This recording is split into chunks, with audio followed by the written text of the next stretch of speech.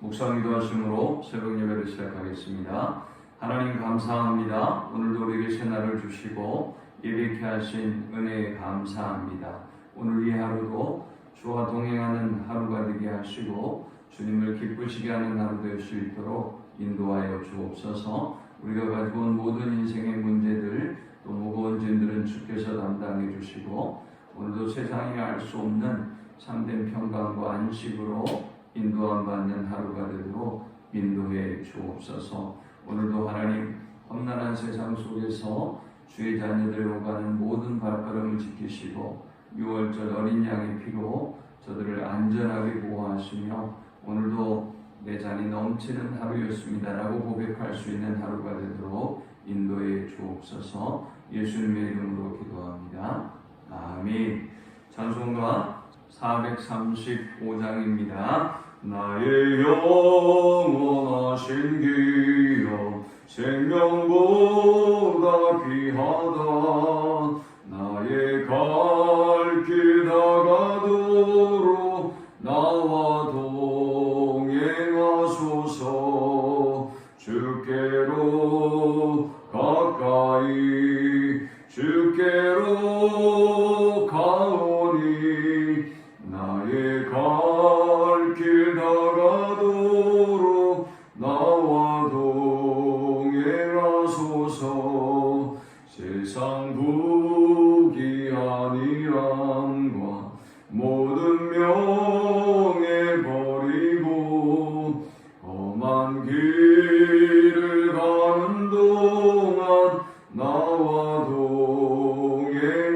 동행하소서. 주께로 가까이 주께로 가오니 나의 갈 길 다가도록 나와 동행하소서.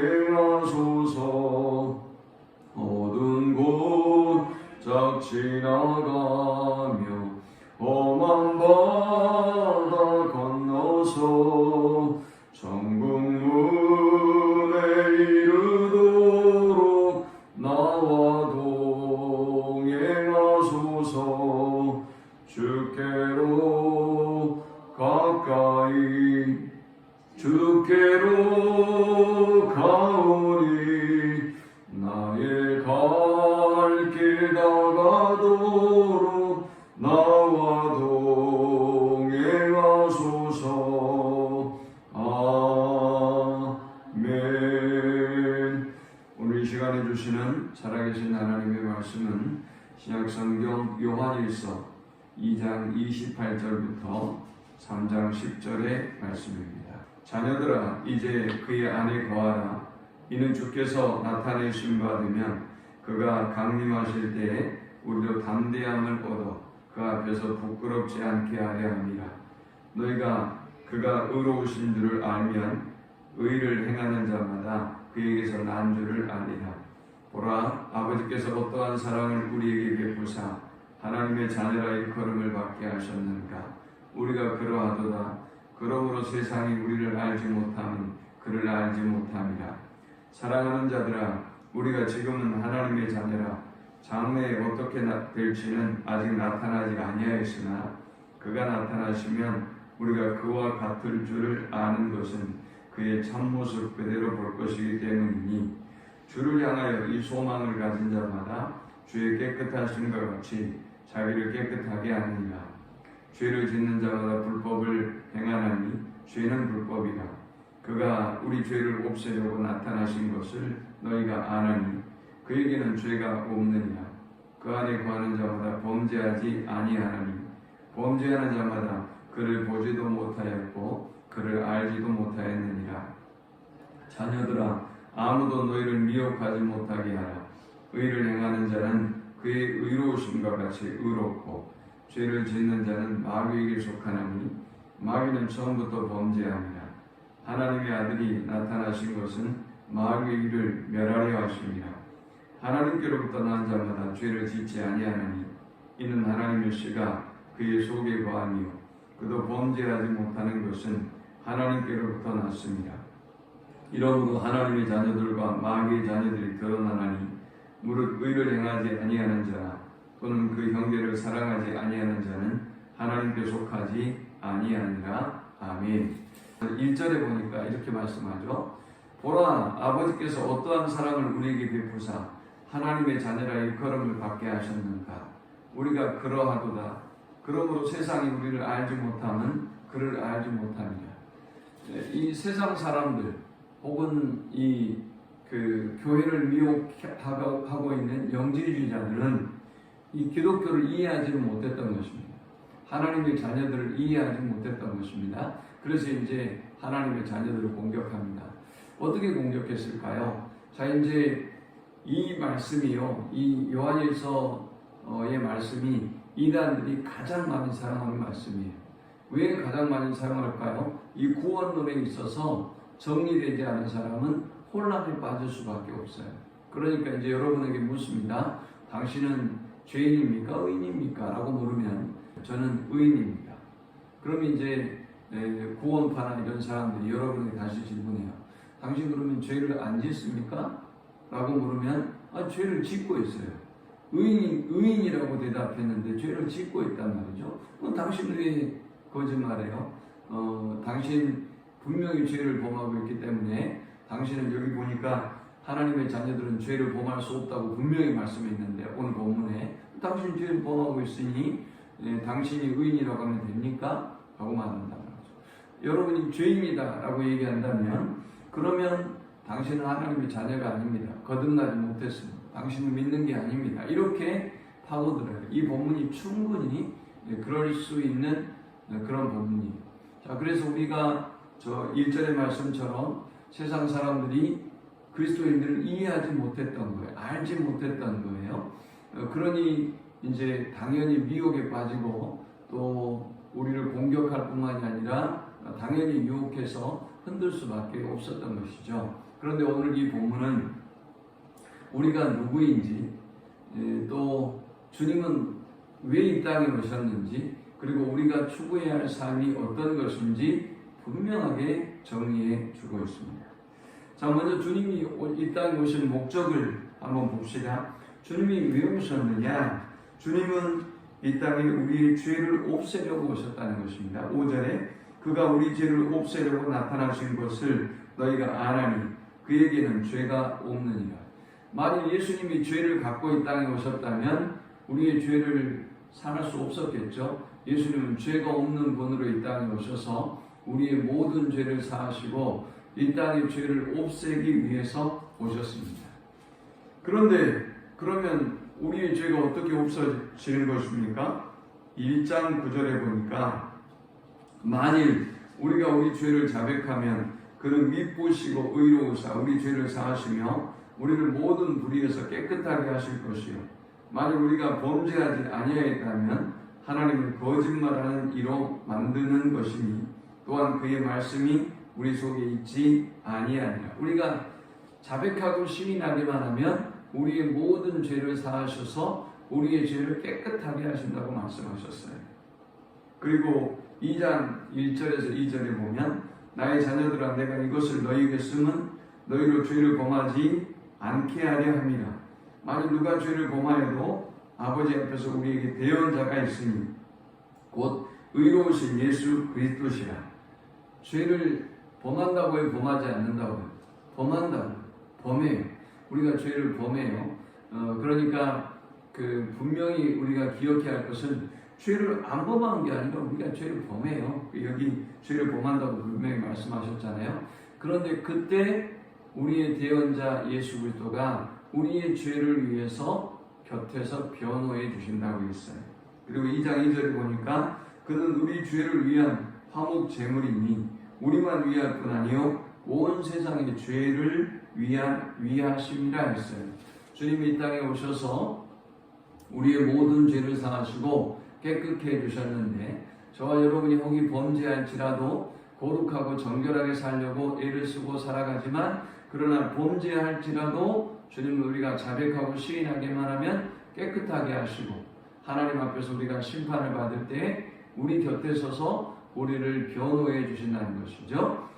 그러므로 우리는 우리의 어떤 힘으로 우리의 노력으로 구원을 얻는 것이 아니라 그분의 은혜로 구원을 얻은 것입니다. 그래서 오늘 사도 요한은 우리에게 구원을 얻은 하나님의 자녀들이 어떻게 살아야 되는가에 대해서 세 가지로 이야기해요. 우리가 죄를 범하지 않고 하나님의 자녀답게 살 수 있는 이 원리에 대해서 세 가지로 우리에게 교훈합니다. 먼저 첫 번째는 자신의 분명한 정체성을 기억하라 라는 것입니다. 그래서 본문에 가장 많이 등장하는 단어가 자녀래요.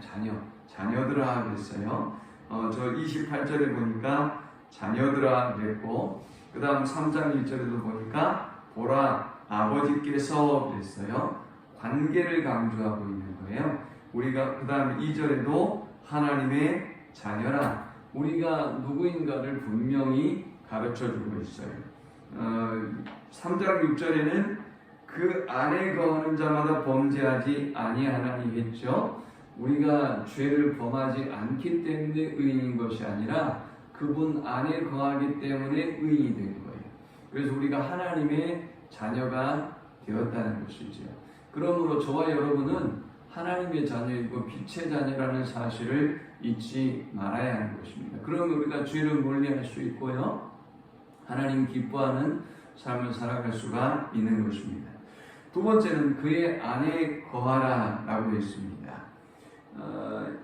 28절에 보니까 자녀들아 이제 그의 안에 거하라.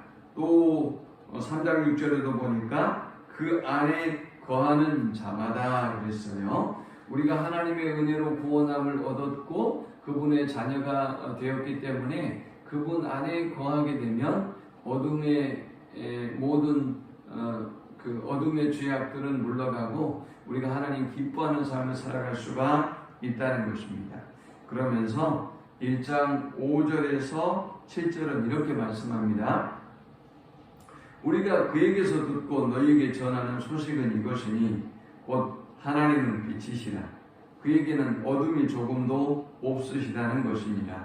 만일 우리가 하나님과 사귐이 있다 하고 어둠에 행하는 거짓말을 하고 진리를 행하지 아니하리거니와 그가 빛 가운데 계신 것 같이 우리도 빛 가운데 행하면 우리가 서로 사귐이 있고 그 아들 예수의 피가 우리를 모든 죄에서 깨끗하게 하실 것이요. 아멘.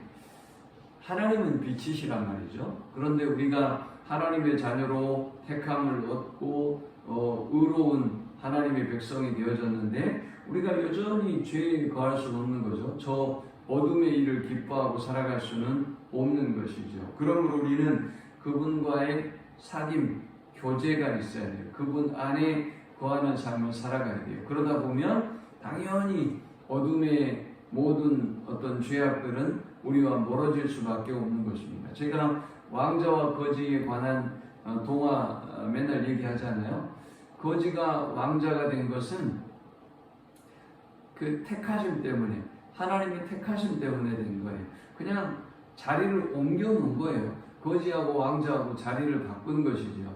우리도 똑같아요. 하나님께서 저와 여러분의 자리를 옮겨 놓으셨어요. 그러니까 의인이 된 것이지, 거지가 왕자의 행위를 완벽하게 한다고 해서 왕이 된 게 아니에요. 그냥 자리를 옮겼고요. 자리를 옮겼다면, 바꿨다면 이제 이 거지는 나의 신분을 알고 나의 정체성을 알고 그리고 옛 자세와 어떤 옛 삶의 태도와 습관들을 버려야 하는 거죠. 그러려면 어떻게 해야 돼요? 배워야 돼요.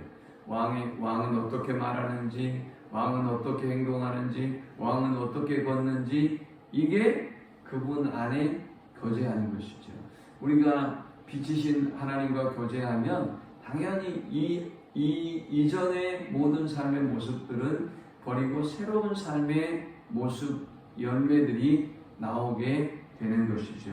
그래서 여기 보니까 시라는 말씀을 사용하셨어요. 9절에 하나님께로부터 난 자마다 죄를 짓지 아니하나니 이는 하나님의 씨가 그의 속에 거하며 그도 범죄하지 못하는 것은 하나님께로부터 났습니다.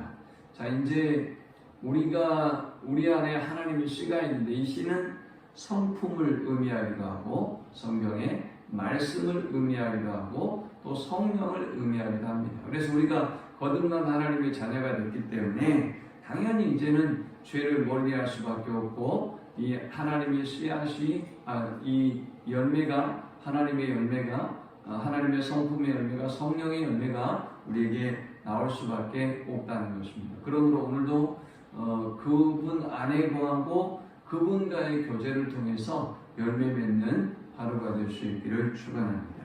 마지막 세 번째, 하나님이 우리에게 원하는 삶은 3절에 보니까 주를 향하여 이 소망을 가진 자마다 주의 깨끗하심과 같이 자기를 깨끗하게 하느니라.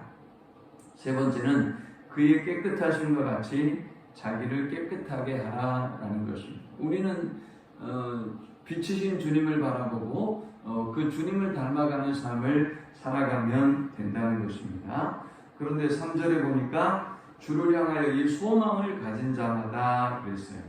어떤 소망일까요? 2절에 보니까 사랑하는 자들아 우리가 지금은 하나님의 자녀라 장래에 어떻게 될지는 아직 나타나지 아니하였으나 그가 나타나시면 우리가 그와 같을 줄을 아는 것은 그의 참모습 그대로 볼 것이기 때문이니 주를 향하여 이 소망을 가진 자마다 그랬어요. 그 당시에도 많은 그리스도인들이 야 너네가 의인이라며 근데 왜 그렇게 여전히 죄를 짓고 있어라고 하는 그런 수도 없는 공격을 받았을 거예요. 그런데 이 속에서 그들에게 사도가 지금 부탁하고 있어요. 야 우리가 지금은 성화의 과정 중에 있다. 주님을 닮아가는 과정 중에 있다. 우리는 아직 완성되지 않았다. 그런데 그날에 우리가 하나님 앞에 어떻게 서게 될지 우리가 아직은 잘 모르겠으나 그러나 분명한 것은 소망을 잃지 말아야 한다라는 거예요. 그러면서 주를 향한 소망을 가지고 주님의 모습을 닮아가는 삶을 살면 된다라고 정의하고 있어요. 자, 말씀을 맺습니다. 영지주의자들은 이 교회를 미혹하고 성도들을 미혹하면서 그들의 구원론을 흔들었어요. 여전히 너희는 죄인인데 너희는 왜 자꾸 의인이라고 하냐? 라고 그들을 미혹하며 흔들었어요. 그러나 사도는 그들의 정체성을 분명히 가르쳐주고 있어요. 너희는 하나님께서 그분 안에 거하게 하시고 거듭나게 하셔서 자녀가 되게 해주셨기 때문에 의인이다. 그러므로 이제 너희는 너희의 정체성을 분명히 알라. 그리고 그분 안에 거하라. 그분과 교제하고 그분을 가까이 하면 너희가 당연히 너희 안에 있는 씨앗이 너희 안에 있는 성령이 말씀이 열매 맺는 삶을 살아서 당연히 저 어둠의 일과는 멀어지게 되어져 있다. 그러므로 우리는 소망을 가지고 하나님이 주님이 깨끗하듯 우리도 그 깨끗한 삶을 추구하고 살아가면 된다라고 권면하고 있어요. 이 말씀을 기억하면서 미혹의 영으로 가득한 이 세대 가운데 우리의 정체성을 분명히 알고 하나님 기뻐하는 삶을 살아가는 우리 모두가 되시기를 축원합니다. 하나님 감사합니다. 귀한 말씀을 통해서 은혜 받고 깨닫게 하심을 감사합니다. 주님 말씀대로 우리가 오늘도 우리의 자신을 알고 또 하나님 기뻐하는 삶을 살아가는 하루가 되도록 인도하여 주옵소서. 예수님의 이름으로 기도합니다. 아멘. 지금은 우리 주님 예수 그리스도의 크신 은혜와 성부 하나님의 극진한 사랑과 성령의 도보교통 충만케 하심 오늘도 우리 자신이 누구인가를 알고 하나님 기뻐하는 삶을 살기를 소망하는 모든 성도들의 머리 위에 지금부터 영원토록 함께 있을지어다. 아멘.